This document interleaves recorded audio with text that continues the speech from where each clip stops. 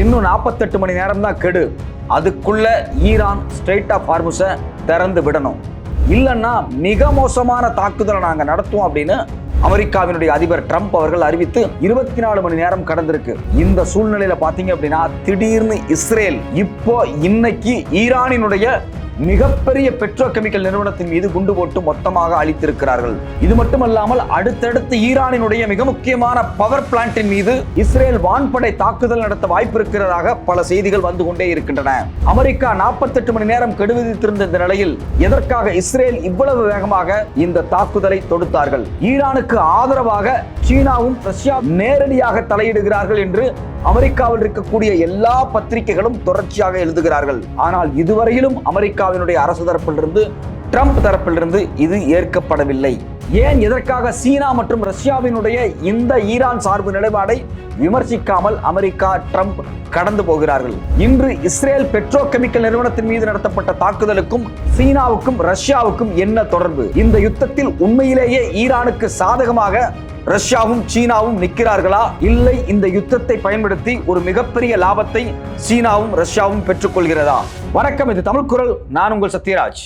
இன்னும் 48 மணி நேரம் தான் கெடு. அதுக்குள்ள ஈரான் இந்த யுத்தத்தை நிறுத்திடணும். அது மட்டும் இல்லாம ஸ்ட்ரெய்ட் ஆஃப் ஹார்முஸ் வழியாக எல்லா நாட்டு கப்பல்களும் எந்த விதமான தங்குதடையுமே இல்லாம போய் வர்றதுக்கு பர்மிஷன் கொடுக்கணும். அதையும் தாண்டி ஸ்ட்ரெய்ட் ஆஃப் ஹார்முஸ்ல ஏதாவது தாக்குதல்கள் நடந்தால், அது மட்டும் இல்லாம மெரைன் கன்னிவெடிகள், அதாவது நீர் கன்னிவெடிகளை ஈரான் அங்கு பதுக்கி வைத்தால் மிக மிக மிக மோசமான தாக்குதலை ஈரான் மீது நாங்கள் நடத்துவோம் அப்படின்னு வெளிப்படையாக அமெரிக்காவினுடைய அதிபர் ட்ரம்ப் அவர்கள் அறிவித்தார். இந்த 48 மணி நேரத்தில் 24 மணி நேரம் தான் முடிந்திருக்கிறது. அதற்குள்ளாகவே இஸ்ரேல் தங்களுடைய தாக்குதலை துவங்கி விட்டார்கள். குறிப்பாக இஸ்ரேல் என்ன பண்ணியிருக்கிறாங்க அப்படின்னா, ஈரானினுடைய பந்தார் இமாம் பெட்ரோ கெமிக்கல் காம்ப்ளெக்ஸ் மேல ஒரு மிகப்பெரிய தாக்குதல் நடத்தியிருக்கிறாங்க. ஒரு ஆண்டுக்கு 72 மில்லியன் டன் உற்பத்தி பண்ணக்கூடிய மிக முக்கியமான பெட்ரோ கெமிக்கல் ஜோன் அது.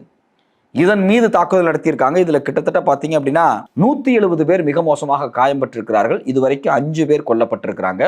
இங்க வேலை பார்த்துட்டு இருந்த பணியாளர்கள் மொத்தமாக அந்த வேலையை விட்டு, அந்த இடத்தை விட்டு அப்புறப்படுத்தப்பட்டிருக்கிறார்கள்.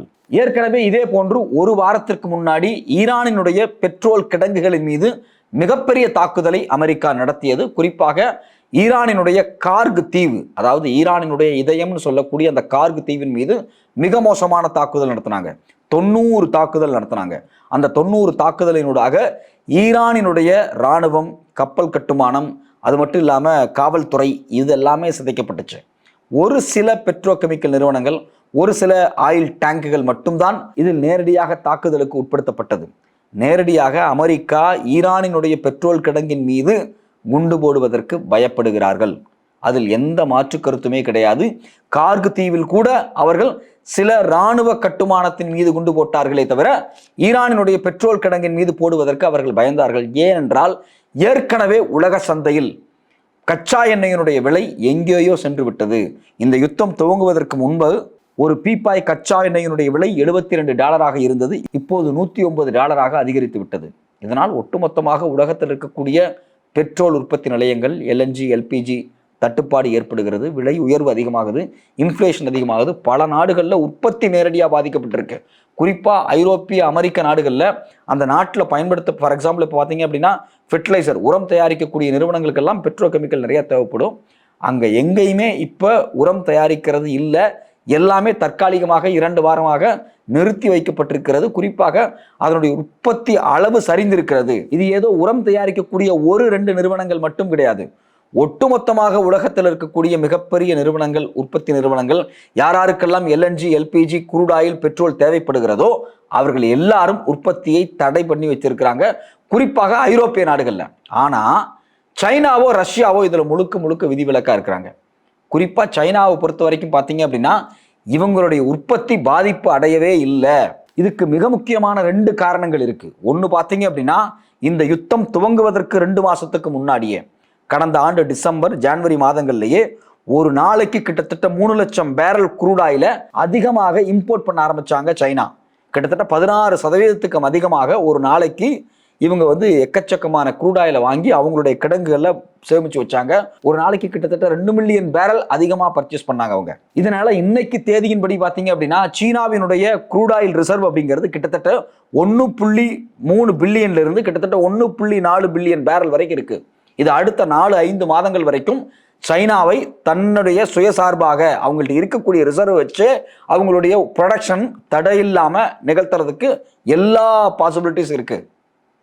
ஆனா வெஸ்டர்ன் கண்ட்ரீஸ்க்கு அப்படி கிடையாது. ஏற்கனவே உக்ரைன் வாரால நேரடியாக ஐரோப்பிய நாடுகள் பாதிக்கப்பட்டிருந்தாங்க. ரஷ்யாவிலிருந்து போகக்கூடிய கேஸ் யூரோப்பில் குறிப்பாக ஜெர்மனி, பிரான்ஸ் போன்ற நாடுகளுக்கு தடைபட்டிருந்துச்சு.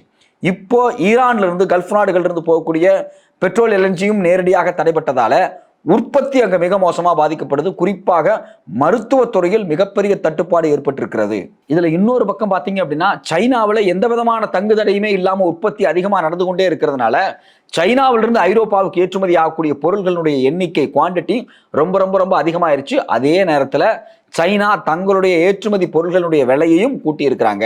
கிட்டத்தட்ட ஐரோப்பிய சந்தையில 15% சீனா அப்படிங்கிற ஒரே ஒரு நாட்டை நம்பிதான் இருக்கு அவங்களுடைய நுகர்பொருள் அனைத்திலும், கன்சூமர் குட்ஸ்ல. ஸோ அப்போ இந்த யுத்தம் துவங்கினதுக்கு பிறகு பார்த்தீங்க அப்படின்னா அவங்களுடைய மாஸ் ப்ரொடக்ஷனை சைனா நிறுத்தவே இல்லை. அவங்க பாட்டுக்கு கப்பலில் ஏற்றிக்கிட்டே தான் இருக்கிறாங்க. விலை அதிகமாக வச்சு வித்துட்டு இருக்காங்க. ஐரோப்பிய சந்தையில் பார்த்தீங்க அப்படின்னா உள்நாட்டு உற்பத்தி மொத்தமாக தடைபட்டதால பொருள்களுக்கு டிமாண்ட் அதிகமாகுது. சீனா இந்த வாய்ப்பை பயன்படுத்திக்கிறாங்க. அப்போ இந்த யுத்தத்தில் சீனாவுக்கு எந்த பாதிப்புமே இல்லை. ஒரு பக்கம் சீனா முன்னதாகவே இது குறித்து சிந்தித்து பல மில்லியன் கணக்கான பேரல் க்ரூட் ஆயிலை ஏற்கனவே சேமிச்சு வச்சு இந்த யுத்தத்தை தனக்கு பொருளாதார ரீதியாக மிகப்பெரிய பலனாக பயன்படுத்திக்கிறார்கள். இன்னொரு பக்கம் பார்த்தீங்க அப்படின்னா ஈரான் சீனாவினுடைய கப்பலை அடிக்கிறதே கிடையாது. சீனாவினுடைய கப்பல்கிட்ட டோல் வசூலிக்கலை.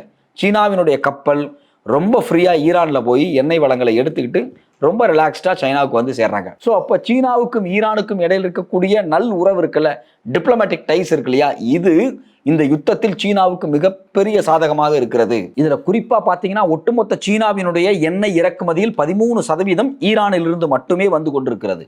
ஸோ 2021 ஒரு மிக முக்கியமான ஒப்பந்தத்தை ஈரானும் சைனாவும் போட்டுக்கிறாங்க. அந்த ஒப்பந்தத்தின் அடிப்படையில் பார்த்தீங்க அப்படின்னா ஈரானுக்கு தேவையான அனைத்து இராணுவ டெக்னாலஜிக்கல் உதவிகள் அதனுடைய மொத்த மதிப்பு கிட்டத்தட்ட 400 பில்லியன் அமெரிக்கன் டாலர் மதிப்பு. அந்த அளவுக்கு எல்லா சப்போர்ட்டையும் சீனா ஈரானுக்கு கொடுத்திருக்கிறாங்க. அதே சமயத்தில் ஈரான் இந்த 400 பில்லியன் டாலர் மதிப்பிலான எண்ணெயை அடுத்த 20-25 ஆண்டுகளுக்கு பல்வேறு கட்டங்களாக சீனாவுக்கு கொடுப்பதற்காக வந்து ஒப்பந்தங்களில் கையெழுத்தாயிருக்கிறது. ஏற்கனவே பார்த்தீங்கன்னா சீனாவுக்கும் வெனிசுலாவுக்கும் இடையில இதே போன்ற ஒப்பந்தங்கள் கையெழுத்தாச்சு. அதாவது சீனா எல்லா இன்ஃப்ராஸ்ட்ரக்சர் முதலீடுகளையும் அவங்க நாட்டிலிருந்து வெனிசுலாவுக்கு செய்வாங்க. அதனுடைய வட்டி அசல் எல்லாத்தையும் எப்படி வெனிசுலா திருப்பி தரும்னா எண்ணெயாவே திருப்பி தந்துடும். அதாவது ஆயில் ஃபார் டெப்ட் அப்படிங்கக்கூடிய ஸ்கீம் தான் அது. அதே ஆயில் ஃபார் டெப்ட் அப்படிங்கக்கூடிய ஸ்கீம்ல தான் பார்த்தீங்க அப்படின்னா அடுத்த 25 ஆண்டுகளுக்கு சீனாவுக்கும் ஈரானுக்கும் இடையில ஒப்பந்தங்கள் கையெழுத்தாயிருக்கு. இதனால பல்லாயிரம் கோடி பணத்தை சீனா ஈரானுக்குள் முதலீடு செய்திருக்கிறது. இதனால் இந்த யுத்தத்தில் ஈரானுக்கும் சீனாவுக்கும் இடையில் எந்த விதமான தங்குதடையுமே இல்லாமல் வர்த்தகம் நடந்து கொண்டிருக்கிறது. இது அமெரிக்காவுக்கு மிகப்பெரிய சிக்கலாக மாறி இருக்கிறது. இந்த யுத்தம் துவங்கப்பட்ட உடனேயே அமெரிக்காவினுடைய முதல் இலக்கு என்னவென்றால் அயோதுல்லா கமினி அப்படிங்கக்கூடிய ஈரானினுடைய தலைவரை அழித்து விட்டால் ஈரானுக்கும் சீனாவுக்கும் இடையில் இருக்கக்கூடிய ஒப்பந்தங்கள் அனைத்தும் காலாவதி ஆகிவிடும். இந்த 2 நாடுகளும் ஒன்று சேராமல் இருந்தால் ஈரானினுடைய எண்ணெய் வளத்தை சீனாவால் ஒருபோதும் பயன்படுத்த முடியாது. சீனாவினுடைய வல்லரசு கனவில் மிகப்பெரிய பின்னடைவு ஏற்படும். எல்லா காலத்திலையும் அமெரிக்கா மட்டும்தான் ஒரு உச்சபட்சமான அதிகாரம் பொருத்திய ஒரு யூனிபோலராக இருக்க முடியும் என்று கனவு கண்டு கொண்டிருந்தது. ஆனால் இந்த யுத்தத்தினுடைய நகர்வு அமெரிக்காவினுடைய கனவை சிதைத்து விட்டது. அமெரிக்காவுக்கு மரண அடி கொடுத்து விட்டது. திரு அலி கமேனி அவர்கள் மரணம் அடைந்திருந்தால் கூட அவருடைய மகன் அடுத்த ஆட்சி அதிகாரத்துக்கு வந்துவிட்டார். அதனால் அங்கு எந்த விதமான ஆட்சி மாற்றத்தையும் ஏற்படுத்த முடியவில்லை. அது மட்டுமல்லாமல் ஒட்டுமொத்தமாக உலக நாடுகள், நேட்டோ நாடுகள், ஆஸ்திரேலியா, ஜப்பான் எல்லா நாடுமே அமெரிக்காவினுடைய இந்த யுத்தத்துக்கு நேரடியாக எதிர்ப்பாக இருக்கிறார்கள். அதே போல் சீனாவுக்கும் ஈரானுக்கும் இடையிலான உறவு இதில் எந்த விதமான மோசமான இடத்துக்கு நகராததால் இந்த யுத்தம் அமெரிக்காவுக்கு மிக மோசமான பின்னடைவை ஏற்படுத்தி கொடுத்து விட்டது. இதே போல்தான் ரஷ்யாவுக்கும். ரஷ்யா தங்களுடைய எண்ணெய் வளத்தை சுயசார்பாக உற்பத்தி பண்ணி கொள்ளக்கூடிய ஒரு முக்கியமான நாடு. அந்த நாடு எந்த நாட்டினுடைய எண்ணெய் வளத்தையும் நம்பி இருக்க வேண்டிய அவசியம் கிடையாது. அதனால் உக்ரைன் மீது ரஷ்யா தாக்குதல் தொடுத்த காலகட்டத்தில் இருந்தும் சரி, அதற்கு முன்பிருந்தே சரி, 2014 இருந்தே ரஷ்யாவினுடைய எண்ணெய் போக்குவரத்து, எண்ணெய் விற்பனையின் மீது அமெரிக்கா தடை விதித்திருந்தது. பல்வேறு கட்டங்களில் பல்வேறு சாங்ஷன்களை தொடர்ச்சியாக ரஷ்யாவின் மீது போட்டுக்கொண்டே இருந்த அமெரிக்கா இந்த யுத்தம் துவங்கிய உடனே கடந்த மார்ச் 13ஆம் தேதியே ரஷ்யாவின் மீது போட்டிருந்த தடையை நீக்கிவிட்டது. ஏனென்றால் சர்வதேச சந்தையில் க்ரூட் ஆயில் இலகுவாக கிடைக்கவில்லை என்றால், அதனுடைய போதாமை அதிகரித்து விட்டதென்றால், உலகம் முழுக்க பெட்ரோல் தட்டுப்பாடு, எல்என்ஜி தட்டுப்பாடு, எரிவாயு தட்டுப்பாடு ஏற்பட்டால் இந்த யுத்தத்தில் அமெரிக்கா மிக மோசமான பாதிப்பை ஏற்படுத்திவிடும். அது மட்டுமல்லாமல் ஒட்டுமொத்த உலக நாடுகளும் அமெரிக்காவிற்கு எதிராக திரும்பிவிடும் என்ற பயத்தால் ரஷ்யாவின் மீது காலங்காலமாக இருந்த தடையை கூட நீக்கிவிட்டது. இந்த தடையை பயன்படுத்தி ரஷ்யா தன்னுடைய ஏற்றுமதியை எக்கச்சக்கமாக அதிகரித்திருக்கிறது. குறிப்பாக சீனா, இந்தியா, ஐரோப்பிய நாடுகள், ஆப்பிரிக்க நாடுகள் போன்ற பல நாடுகளுக்கு தங்களுடைய க்ரூட் ஆயில் ஏற்றுமதியை அதிகப்படுத்தி இருக்கிறார்கள். இதனால் கிட்டத்தட்ட $84 பில்லியன் அவர்களுடைய எக்ஸ்போர்ட் ஏர்னிங் அதிகரித்திருக்கிறது. அது மட்டுமல்லாமல் இதை பயன்படுத்தி கிட்டத்தட்ட $45 பில்லியன் அளவுக்கான தங்களுடைய பட்ஜெட்டையும் அதிகப்படுத்தி இருக்கிறார்கள். இதனால் உக்ரைனின் மீது மிக உக்கிரமான தாக்குதலை தொடுப்பதற்கு ரஷ்யாவுக்கு போதிய நிதி கிடைத்துக் கொண்டிருக்கிறது. இது மட்டுமல்லாமல் இந்த யுத்தம் அடுத்த 3 மாதம் தொடர்ந்தால் ரஷ்யா கிட்டத்தட்ட $161 பில்லியன் அளவுக்கான பணத்தை ஈட்டும். ஒரு நாளைக்கு $0.5 பில்லியன் என்ற வீதத்தில் அதனுடைய ஏற்றுமதி அதிகரித்துக் கொண்டே இருக்கிறது. அப்போ ஒட்டுமொத்தமாக இதை பார்க்கும்போது இந்த யுத்தத்தில், அதாவது அமெரிக்கா ஈரானின் மீது ஏற்படுத்திய தாக்குதலில் ரஷ்யாவும் சீனாவும் மிகப்பெரிய லாபத்தை சம்பாதித்துக் கொண்டிருக்கிறார்கள். இந்த யுத்தம் எவ்வளவு நாள் நீடிக்குதோ அந்த அளவுக்கு ரஷ்யாவுக்கும் சீனாவுக்கும் மிகப்பெரிய லாபம். இந்த லாபத்தை ரஷ்யாவும் சீனாவும் அனுபவித்துக் கொண்டு இன்னொரு பக்கம் எக்கச்சக்கமான ஆயுதங்களும் சரி, ட்ரோன், அது மட்டும் இல்லாமல் மிசைல், இது இல்லாம உளவு தகவல்களை ஈரானுக்கு கொடுத்து கொண்டிருக்கிறார்கள். ஏதோ ஒரு வகையில் ஈரானும் ரஷ்யாவும் சீனாவும் ஒட்டுமொத்தமாக 3 பேரும் ஒன்றிணைந்து அமெரிக்காவுக்கு எதிராக இந்த யுத்தத்தை நடத்துகிறார்கள். அதில் முன்னணியில் ஈரான் இருக்கிறது. ஈரானை முன்னுக்கு தள்ளி சீனாவும் ரஷ்யாவும் இவ்வளவு பெரிய ஆதாயங்கள் அடைகிறார்கள் என்ற கோபம் அமெரிக்காவை மேலும் மேலும் இந்த யுத்தத்தில் ஆக்ரோஷப்படுத்தி இருக்கிறது. அதனால்தான் வெளிப்படையாக ட்ரம்ப் என்ன சொல்கிறார் என்றால், இன்னும் 24 மணி நேரத்திற்குள் ஈரானினுடைய பவர் பிளான்ட், பெட்ரோல் நிறுவனங்கள் எல்லாத்தின் மீது பெரிய தாக்குதலை ஏற்படுத்துவோம். அப்படிப்பட்ட தாக்குதலை ஏற்படுத்தும் போது சீனா நேரடியாக பாதிக்கப்படும். சீனாவை இந்த யுத்தத்தில் வீழ்த்துவது அமெரிக்காவினுடைய மிக முக்கியமான நோக்கமாக இருக்கிறது. அதனால்தான் தொடர்ச்சியாக சீனாவை மண்டியிட வைப்பதற்காக ஈரானில் இருக்கக்கூடிய பெட்ரோல் நிறுவனங்களை அழித்து ஈரானுக்கும் அமெரிக்காவுக்கும் இடையில் இருக்கக்கூடிய $400 பில்லியன் ஒப்பந்தத்தை ஒட்டுமொத்தமாக காலி பண்ணுவதற்கு ட்ரம்ப் பல முயற்சிகளை எடுக்கிறார். அந்த முயற்சிகள் ஒன்றொன்றாக தோல்வியடைந்து கொண்டே இருக்கிறது. அதனுடைய இறுதி யுத்தமாக அடுத்தடுத்து ஈரானினுடைய பெட்ரோ கெமிக்கல் நிறுவனங்களின் மீது குண்டு போட போகிறார். அது குறித்து வெளிப்படையான அறிவிப்பையும் அவர் செய்திருக்கிறார்.